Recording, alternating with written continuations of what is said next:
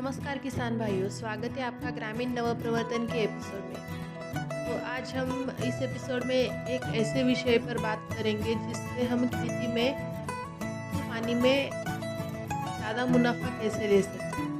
तो खेती को हम सब अपना धर्म मानते हैं, लेकिन आज की सबसे बड़ी चुनौती ये है कि पानी की कमी। पूछिए, अगर पानी की हर बूंद का सही इस्तेमाल हो जाए तो खेती सोना उगल सकती है। जी हाँ, यही कमाल करती है ठिबक सिंचाई यानी कि ड्रिप इरिगेशन।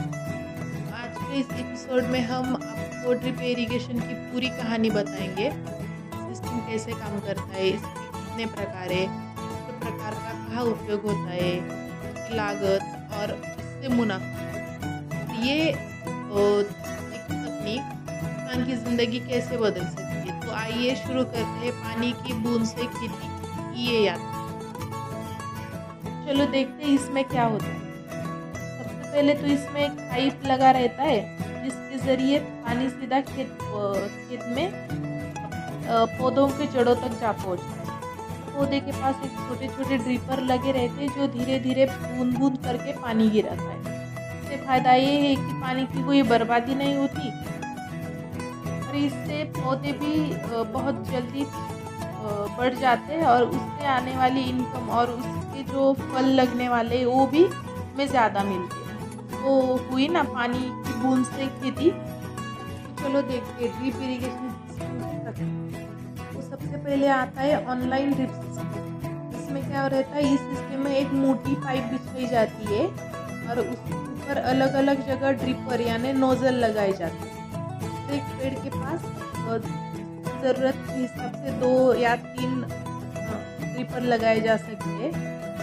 और अगर इसका उदाहरण देखें तो आम की बाग में आम की बाग, सुपारी, नारियल, संतरे जैसे पेड़ वाली जो फसलें रहती है उसमें हम ये ऑनलाइन ड्रिप सिस्टम लगा सकते हैं। इसका फायदा ये है कि ये पौधों की जड़ तक सही मात्रा में पानी पहुंच जाता है। इसका एक नुकसान भी है। अगर ड्रिप बार बार ब्लॉक हो जाए इसको हमें साफ करना पड़ता है क्योंकि इसमें मिट्टी जम जाती है। ये इसका एक नुकसान है कि इसको बार बार साफ करना पड़ता है। आगे बात करते हैं सरफेस ड्रिप इरिगेशन की। इस सिस्टम में एक पाइपलाइन को जमीन के ऊपर ही बिछाया जाता है, यानी कि पाइप जमीन के ऊपर ही रहता है और वहीं से पानी पौधों की जड़ों तक धीरे धीरे पहुंच जाता है। इससे हम ड्रिपर या नोजल जो भी हम लगाना चाहते हैं वो इस एक निश्चित दूरी पर लगाए जाते हैं जहाँ से पानी की बूंदें निकलें। इसकी सबसे बड़ी खासियत ये है कि ये पानी सीधा पौधों की जड़ों में जाता है, जो कि हमने दूरी निश्चित करके बनाई है, यानी कि इससे पानी की बर्बादी बिल्कुल भी नहीं होती। इसका हम सही इस्तेमाल सब्जियों में लगा सकते हैं और गन्नों की खेती में, फूलों की खेती में और जो छोटी छोटी पौधों वाली फसल होती है उसमें हम इसका उपयोग करते हैं। इसका नुकसान ये है कि ये जैसे कि ज़मीन के ऊपर रहता है, इसकी वो धूप की वजह से इसकी जो लाइफ है वो कम हो जाती है। आगे बात करते हैं स्प्रिंकलर इरिगेशन के बारे में। इसमें बूंद बूंद पानी गिराने की बजाय हल्का सा फुहारे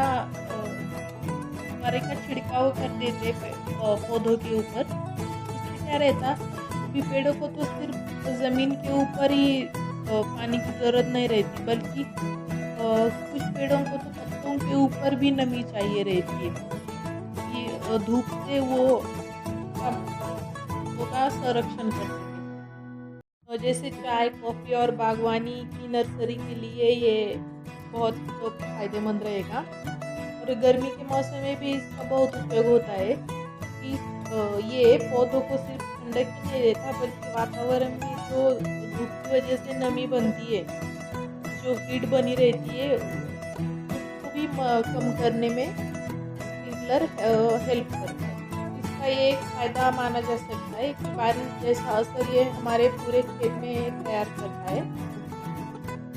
जो हीट तैयार होती है धूप की वजह से, इसको कम करने में भी ये स्प्रिंकलर हमारी बहुत मदद करता है। लेकिन केवल सिस्टम लगाने से काम पूरा नहीं होता, देखभाल करनी भी ज़रूरी है।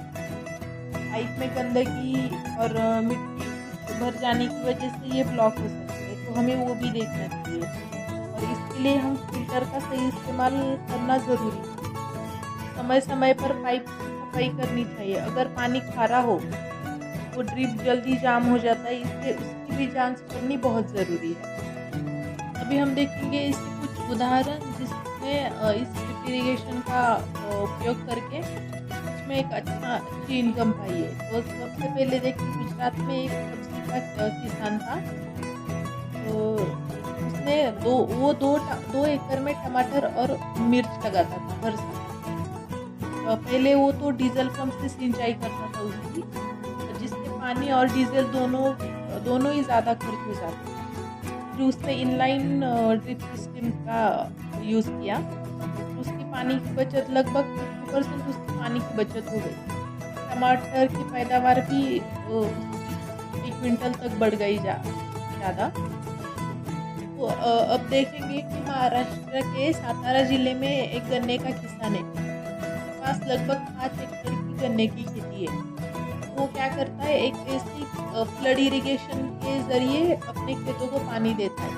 तो इससे पानी बहुत ज़्यादा वेस्ट होता है, तो उसने सरकारी सब्सिडी योजना का फायदा उठाकर ड्रिप इरिगेशन सिस्टम लगाया।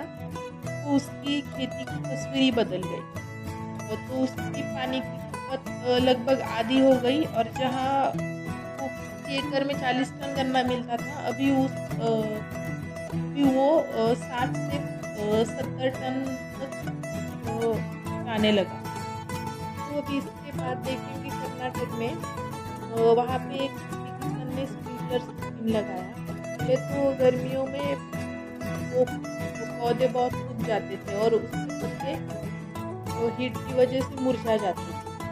स्प्रिंकलर से खेत में हल्की बारिश जैसा मौसम बना रहता है, तो इससे उत्पादन लगभग 1.5 गुना बढ़ गया, और पौधे भी ज़्यादा समय तक हरे भरे रहने लगे।